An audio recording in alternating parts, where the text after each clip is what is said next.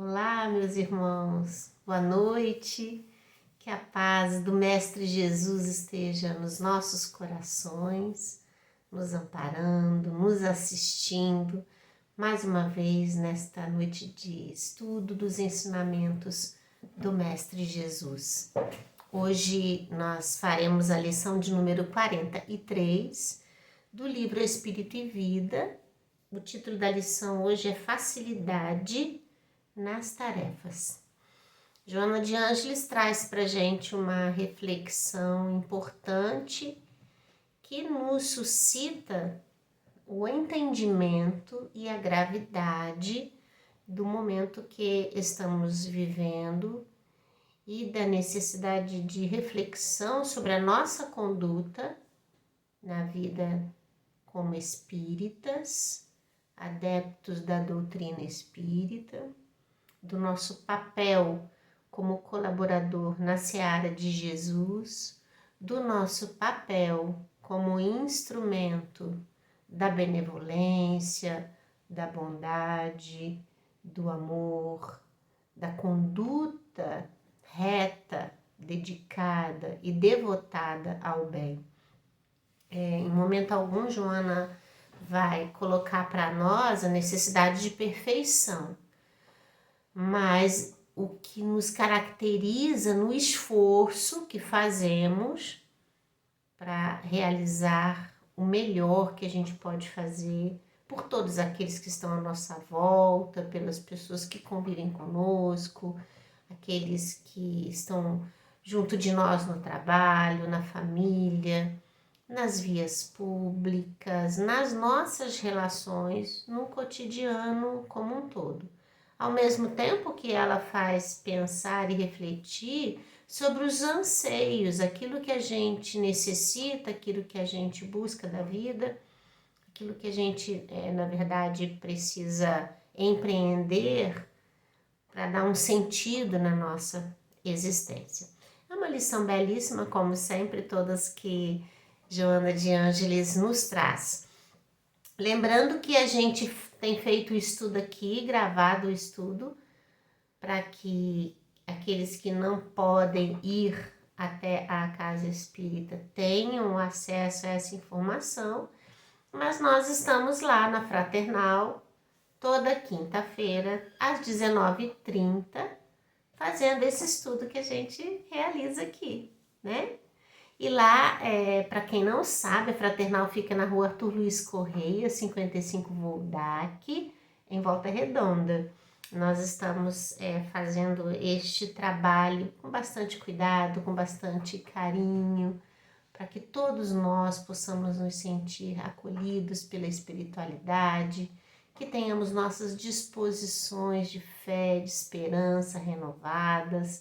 A gente vive a vida com todas as dificuldades que a vida traz, com todos os impedimentos, os obstáculos, mas é preciso manter acesa a esperança, a alegria, entendendo que a gente tem uma medida urgente, talvez, de mudança de comportamento, de mudança na nossa forma de pensar, mas a gente não deve ser apressado.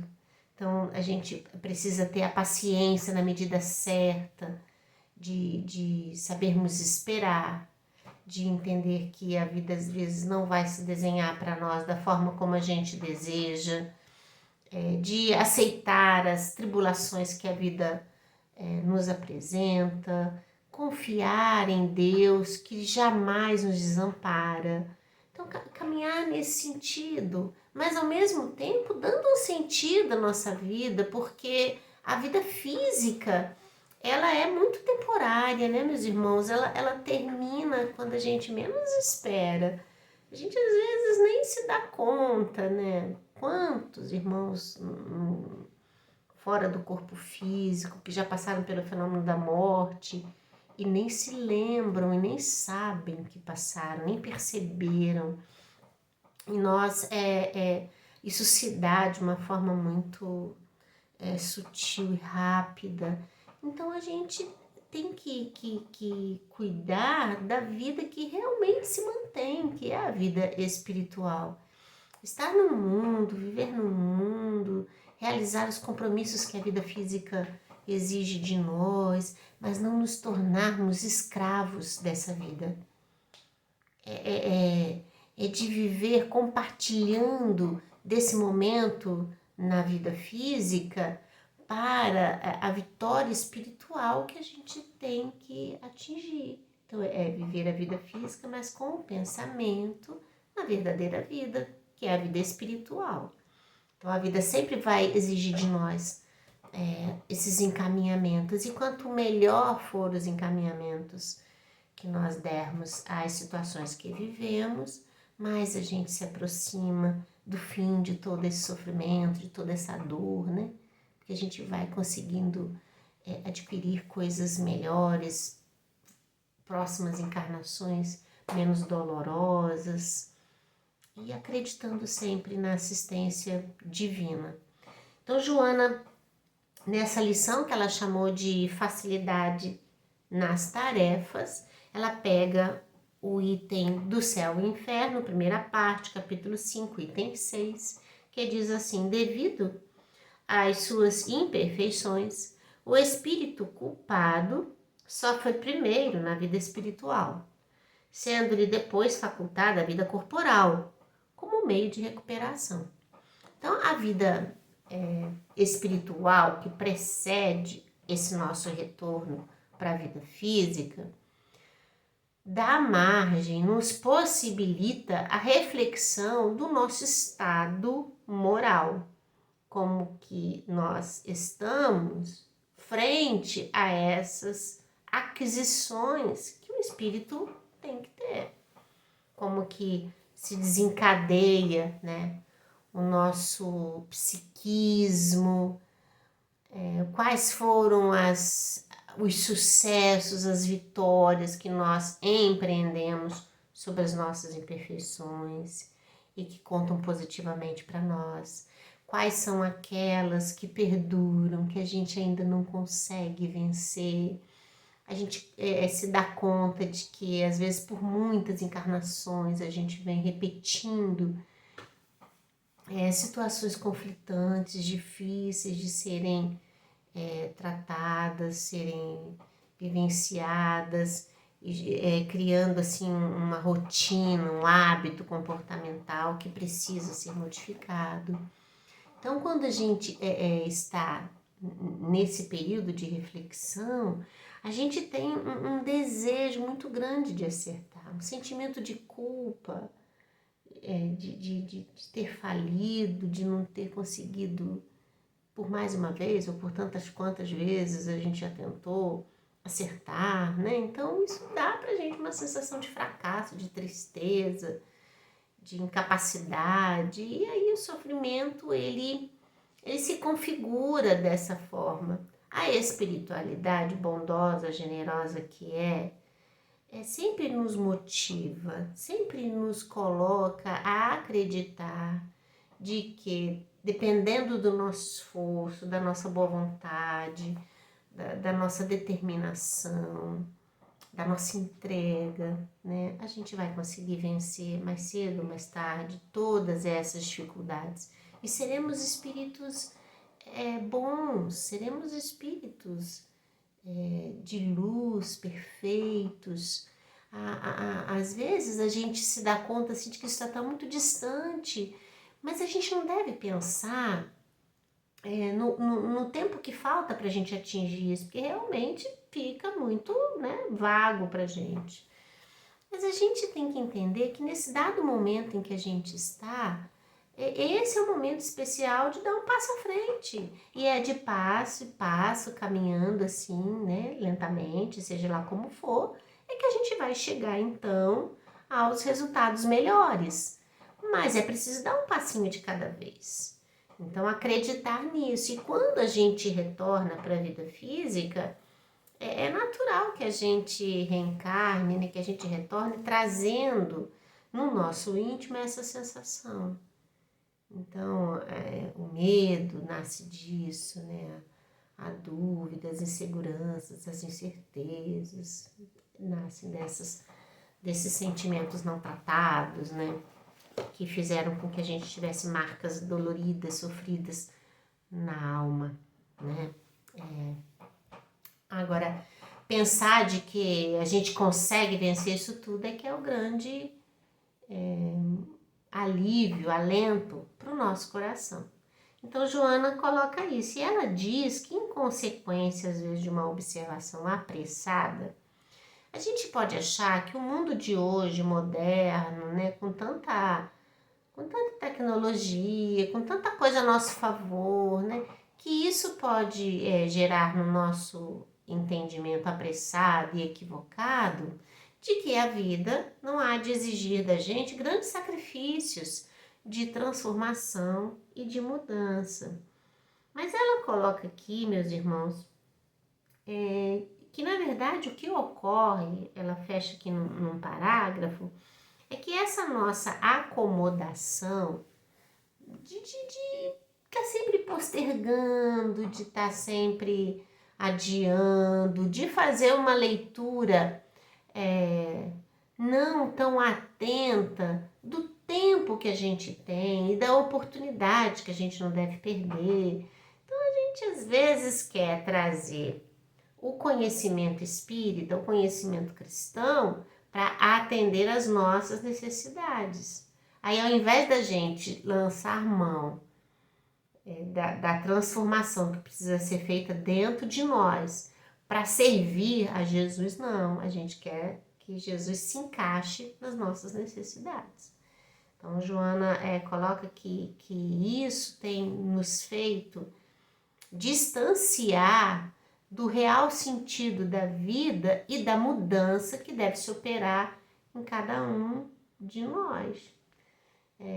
Olha, nós somos, a maioria, tão movida pelo orgulho, né, pela vaidade, que às vezes nos trabalhos cristãos, nas atividades, em qualquer local que a gente tenha que realizar essa tarefa em nome de Jesus, a gente às vezes acha que nós somos assim essenciais para tal tarefa, criando uma soberba emocional, como se a gente fosse indispensável para aquela tarefa. E na verdade, a leitura é e deve ser outra. Quem precisa desse trabalho somos nós. Nós não somos indispensáveis para o trabalho. O trabalho é indispensável na nossa vida, porque a gente precisa trabalhar. Porque se a gente não se coloca no trabalho com Jesus, outros se colocarão. Porque a gente há de pensar que o trabalho, a transformação da humanidade, o amor de Jesus, né, depende exclusivamente da nossa ação para vencer? Claro que não.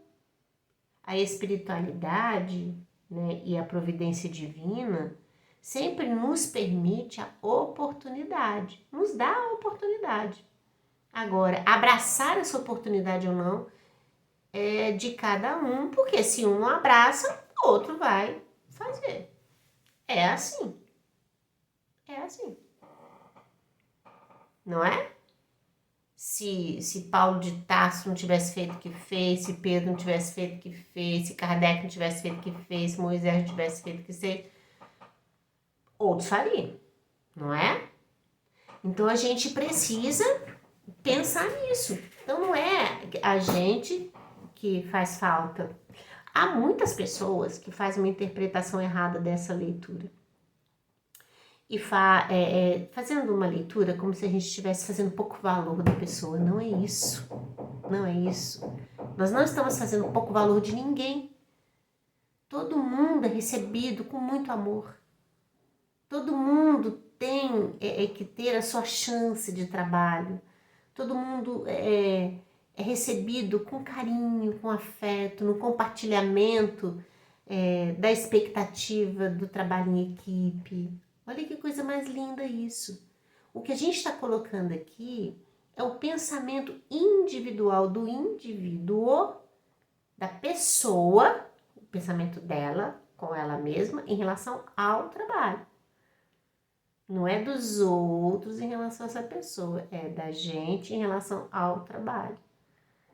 Enquanto a gente não entender que o trabalho é para nós indispensável, que o trabalho é para nós fonte generosa de amor e que a gente necessita dele, a gente não vai entender isso.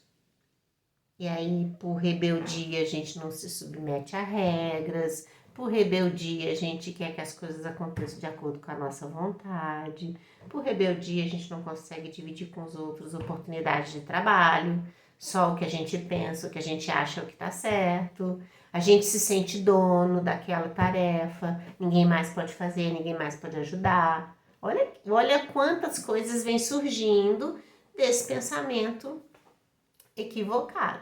Então, Joana, ela começa a alinhar isso aqui para nós quando ela diz que a gente acaba realizando conchavos negativos e convênios deprimentes entre a conduta cristã e a vida profana.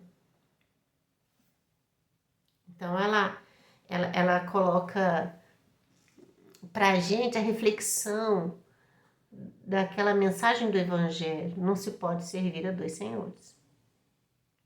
É isso, não é? É isso. Não se pode servir a dois senhores. A gente tem que saber o que a gente quer para a nossa vida.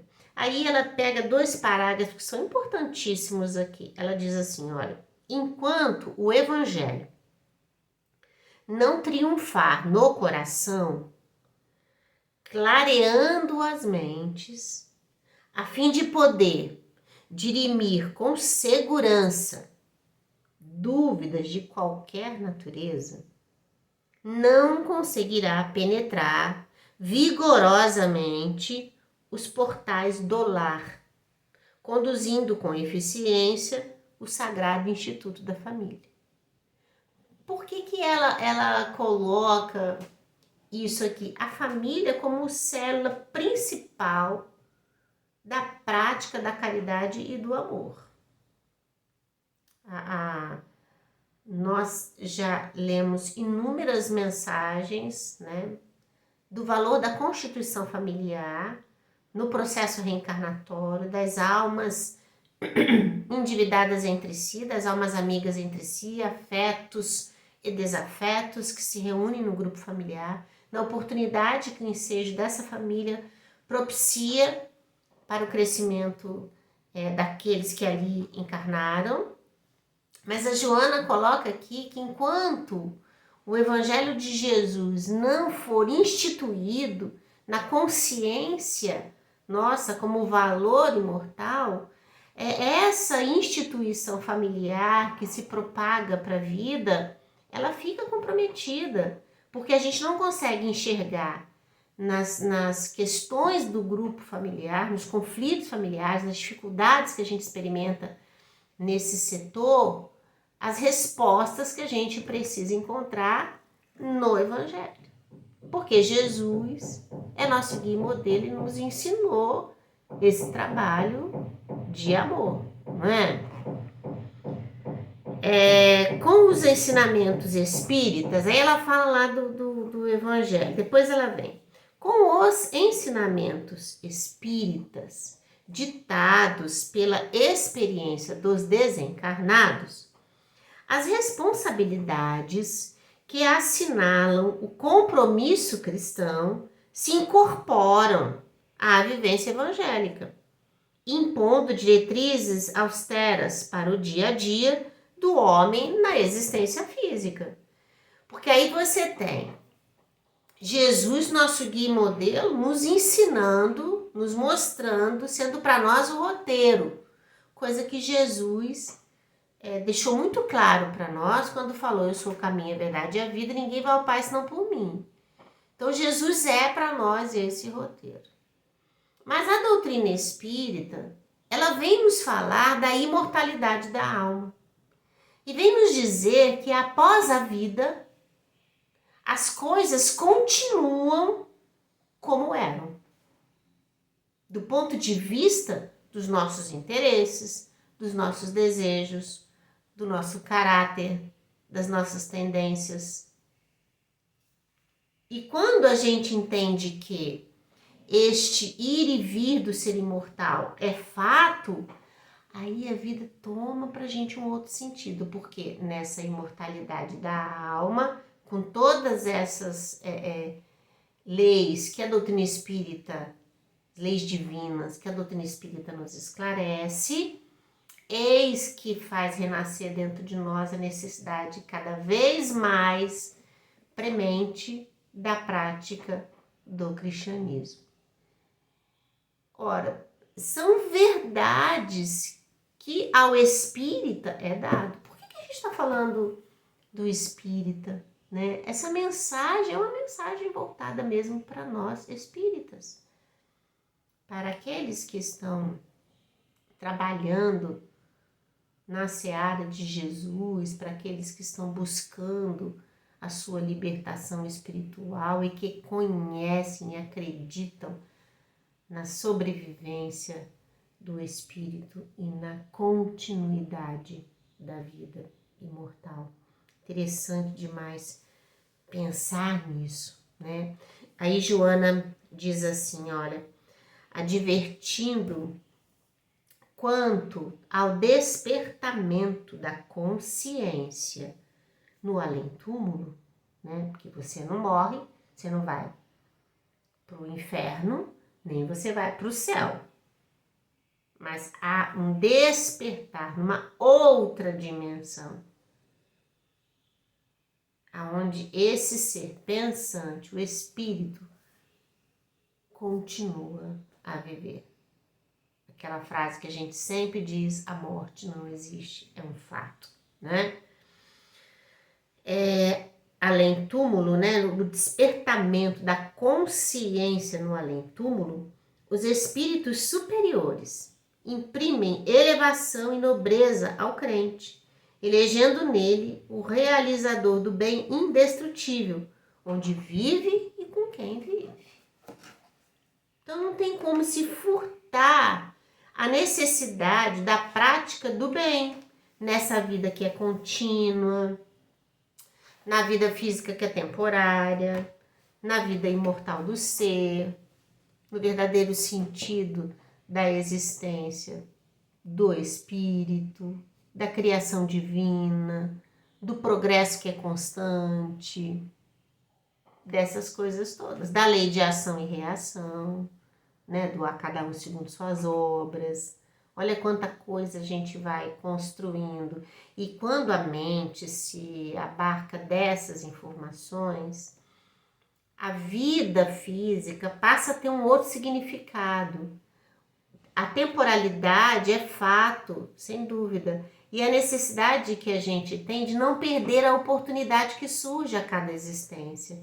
Porque o grupo familiar que nos recebeu para essa vida não será o mesmo em outras, com certeza não será.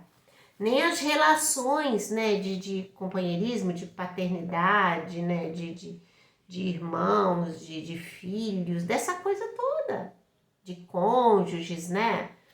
As coisas modificam, o cenário político modifica, o tempo, a década em que a gente nasce, o século que a gente pertence, enfim, é tudo tão modificado para nós, né? O corpo que a gente renasce, se é de homem, se é de mulher, né? Em que cenário social a gente vai reencarnar. Então, o que se tem hoje é único, é verdadeiro e é factível essa ideia de que a gente pode, precisa aproveitar as oportunidades que a vida traz. Para aquele que não acredita nessa continuidade, a vida não tem muito isso. Pensa assim, então, em gozar a vida com tudo que ela tem, né? Ou de seguir os preceitos, às vezes, de uma religião castradora, limitante, porque quer, de certo modo, sentar ao lado de Deus Todo-Poderoso.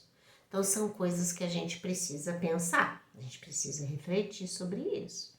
Aceitando, compreendendo e acreditando nos preceitos da doutrina espírita, né, na sua organização, nos princípios que a doutrina espírita nos traz, a gente precisa pensar de forma diferente, consequentemente, o comportamento também precisa ser outro.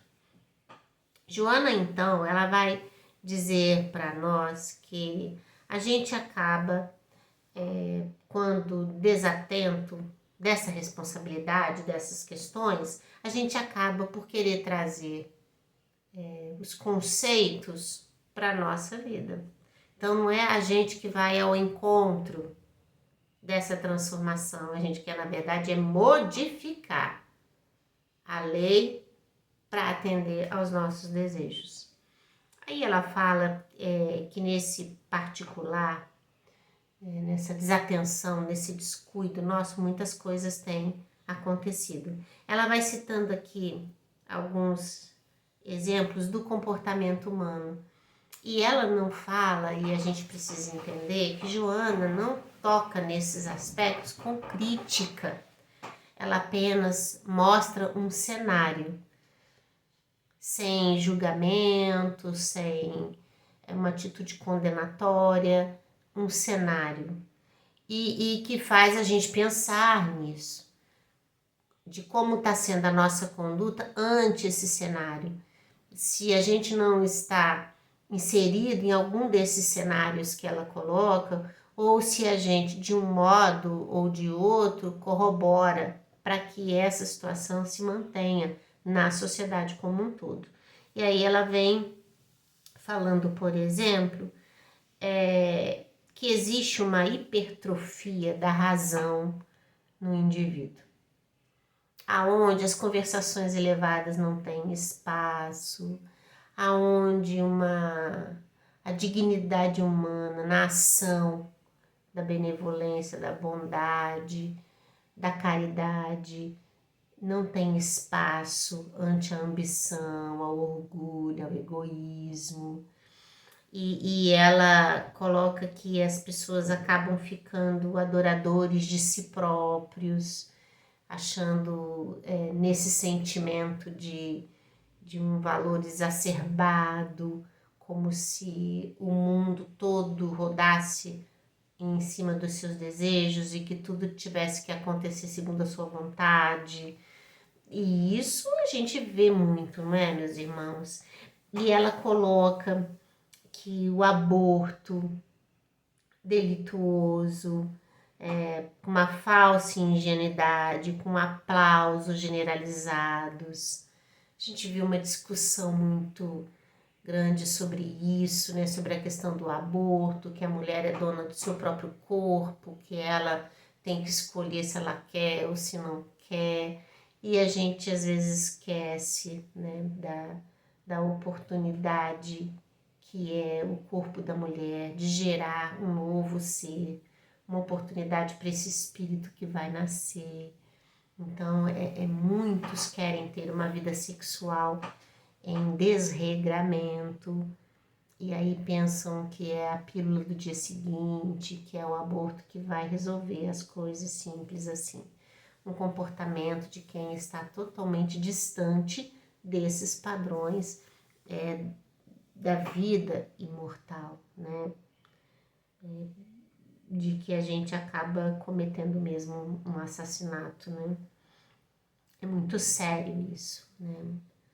A quantidade de espíritos em sofrimento porque foram vítimas de aborto, quem já teve em reuniões mediúnicas em que espíritos assim que foram abortados puderam relatar da tamanha violência que foram submetidos pelas técnicas abortivas, o quanto isso os impactou na vida espiritual, né, na dor, no sofrimento daqueles momentos angustiantes, de perceber que a pessoa que deveria mais, nesse mundo, mais amá-lo, né, estava retirando das entranhas do seu próprio corpo de uma forma tão violenta. Então, quando traz uma situação sobre essa, a gente precisa pensar nisso de uma forma mais cristã em relação ao outro, né? Ela coloca aqui dos anticoncepcionais, que são utilizados em larga escala por jovens e senhoras que não pretendem a maternidade por motivos frívolos ou injustificáveis. Evitam-se filhos por considerações econômicas e outras de menos importância, convertendo o matrimônio em comunhão menos digna. Do pensamento da sociedade moderna, porque é o que a gente muito vê hoje, né? Pessoas que tomam tanto o anticoncepcional que acabam lesionando o próprio organismo. E às vezes lá na frente, quando querem ter os seus próprios filhos, o corpo já não responde mais. Quantos que agridem o próprio organismo, né? Por questões frívolas, como ela coloca aqui. Olha que ela, em momento algum, reforça o tema delicado, mas de entender que não parte das considerações dela qualquer atitude de julgamento, mas é um cenário social, né? E ela coloca isso. Ela diz aqui que explicam-se viciações ditas simples em se considerando as graves dissipações. Cultivam-se a jogatina, os narcóticos, os alcoólicos, a libertinagem, elucidando-se que as questões morais nada têm a ver com a doutrina, que atualiza o cristianismo na sociedade. Então, é como se a pessoa tivesse entorpecida, que não conseguisse entender que a vida do cristão pressupõe uma conduta reta no bem. A doutrina espírita, que nos abre o campo da mediunidade, né, na comunicabilidade dos espíritos, nos coloca ao entendimento do quão prejudicial é para o próprio espírito e para aqueles à sua volta, para aqueles que dependem, né, do seu equilíbrio, ações tidas desta forma. E que, para a doutrina espírita, a mediunidade sendo um campo de trabalho, né, aqueles que adotam a mediunidade por trabalho no bem deveriam muito mais ainda terem atentos o seu comportamento. Então você vê na sociedade como um todo atitudes ainda de quem não interiorizou essa necessidade de transformação. É aquilo que ela fala lá no início. Quando o cristianismo, né, a mensagem cristã não tocar o coração das pessoas, os problemas continuarão existindo, porque a gente não vai enxergar ali a solução dos nossos problemas. E os nossos problemas são de ordem moral, a solução está em Jesus, não é? Ela continua assim, olha, são cambistas, agiotas, fumantes, maledicentes, caluniadores, preguiçosos, displicentes, que afogam a consciência nas ondas do não pensar por enquanto. E todos se acreditam perfeitamente enquadrados nas disposições renovadoras do cristianismo. Isso aqui é muito sério, né? Porque a pessoa, ela se diz cristã, ela se diz espírita, mas está no cometimento desse comportamento. E acha que está tudo bem. Então, o problema não é não errar, não é, meus irmãos? Não é isso. Por quê? A gente sendo espíritos mortais, há viciações comportamentais nossas de grande teor espiritual, do qual não é em uma encarnação que a gente vai se libertar. Mas saber contê-la, saber se esforçar para vencer essa inclinação negativa é o nosso valor. O verdadeiro cristão é esse, gente. Que está lá no livro dos Espíritos, né? Como se reconhece o verdadeiro espírito? Aquele, né, que emprega esforços para vencer suas más inclinações. Então, a sociedade está lotada desse tipo de comportamento. Por que a gente ainda vive às voltas com sofrimento e dor? Porque esse é um cenário nosso, social. Enquanto isso não mudar, e isso só vai mudar quando a gente instituir a vida cristã e espírita, não é? Porque eu estou falando para espíritas, né, meus irmãos? Vamos lá. Ela continua. Leviandades e compromissos infelizes são acalentados com sorrisos joviais, como se a honra fosse das diversas pedras com que muitos se divertem nos tabuleiros de xadrez. Os valores se perdem. Então, pelo interesse mesquinho, a gente se corrompe moralmente.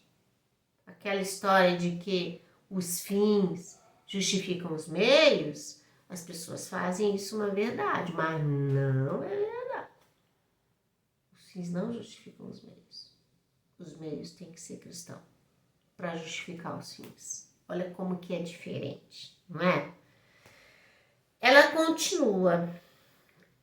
E quantos, ela diz assim, buscam reunir na vida diária e doméstica os requisitos mínimos exigíveis que traduzem a penetração do Cristo e do Espiritismo neles, são tidos à conta de fanáticos e dementes. Aí ela fala assim, aqueles que tentam, no meio desse emaranhado de viciações, ter uma atitude de retidão, de comportamento cristão, é aquela pessoa que vai procurar dar bons conselhos, é aquela pessoa que vai suscitar sempre a bondade, é aquela pessoa que vai estar pronta para ajudar sempre, é aquela pessoa que vai vigiar seu comportamento, vigiar seu vocabulário, né? Esses são tidos como os loucos fanáticos. Olha como que a coisa tá diferente, né? Daquilo que a gente precisa buscar. Aí ela vem, meus irmãos, colocando isso tudo para nós, nessa conduta, e ela diz o seguinte, ó, as pequenas realizações fazem os grandes homens, né? As vitórias humildes sobre as paixões aparentemente insignificantes e os singelos maus hábitos tornam valorosos os lutadores. Aí ela vem falando aqui do esforço da humanidade que precisa dar um sentido para a sua própria vida, porque se a gente entende dessa imortalidade, a gente vai perceber que tais comportamentos comprometem a nossa vida espiritual. Então a gente necessita, né, meus irmãos, olhar para a nossa vida e tentar ser melhor um pouco mais a cada dia. Ela continua assim, ó, somente quem é capaz de ser grande nas pequenas lutas se faz humilde nas vitórias grandiosas. É nas pequeninas coisas, nos pequenos gestos, né, que a gente vai galgando o aprendizado que a gente precisa. Ela diz assim, olha, não te enganes, persuadindo-te com utopias que não aquietam nem harmonizam a tua consciência. E ela um conselho amoroso. Não fica buscando a paz interior nas coisas do mundo que a gente não vai conseguir. Não vamos tentar querer ganhar a felicidade na vida física achando que a gente vai encontrar felicidade espiritual, porque não vai. Então a gente vai nadar, nadar, nadar e morrer na praia. É isso que ela está dizendo para nós aqui. Acorda, ela está falando acorda. Né? Vocês são muito mais do que essa vida física. Palpita dentro do seu coração um interesse maior, né? Nessa criação divina, na busca incessante do bem. Ela é muito, muito carinhosa com a gente nesse sentido. Ela diz assim, olha, o valor do caráter, ele é medido pela perseverança nos empreendimentos que são superiores, sem aspereza nem amolentamento, né? Então a gente vai trabalhar em nosso benefício, em benefício das pessoas que a gente ama, mudando as coisas. Ela diz assim, ó, os espíritos da luz não improvisaram santificação momentânea. Viveram retamente na terra, onde a gente se demora, perdendo, muitas vezes, para não se perderem. Então aquela coisa assim, eu me humilho para não humilhar, né? Eu prefiro calar para não ferir, coisas, né, desse comportamento da gente, que a gente se torna menor para ser grandioso perante o Pai Celestial. E aí ela finaliza dizendo assim, ó, recorda os supliciados e agredidos de todos os tempos. Entre eles estão os pioneiros e heróis do conhecimento, do amor e das artes. E acima de todos, destaca-se um rei trajado de singela túnica e alpercatas humílimas, que se deixou flagelar para que a verdade de que se fizera portador não ficasse confundida com a astúcia e a mentira, mas encastelada em luz divina, para se derramar sublime pelos tempos afora, banhando de harmonia todos os corações. Então ela vem, ela traz para gente, para finalizar isso, Jesus, que se submeteu, né, a toda ordem de humilhação, de sofrimento, de desrespeito, de violência, para que a sua mensagem, que era essencialmente de amor, não se perdesse no silêncio dos interesses materiais. Mensagem linda, belíssima, que traz as reflexões ao nosso coração, ainda tão aflito, tão confuso, mas que precisa estudar melhor a doutrina espírita, que precisa estudar melhor o cristianismo, entender Jesus, reconhecer Jesus na nossa vida, trazê-lo para junto de nós, para que a gente possa fazer sentido na nossa existência. Que Deus possa nos abençoar, que vocês tenham uma semana linda, fortalecida na fé, no amor, na esperança, que suas dores sejam acalmadas, que suas angústias sejam ouvidas pelos benfeitores espirituais, que vocês se sintam amparados, fortalecidos na fé, na esperança, e que dias melhores virão, tá bom? Semana que vem a gente tá aqui de novo. Muita paz. Fiquem com Deus.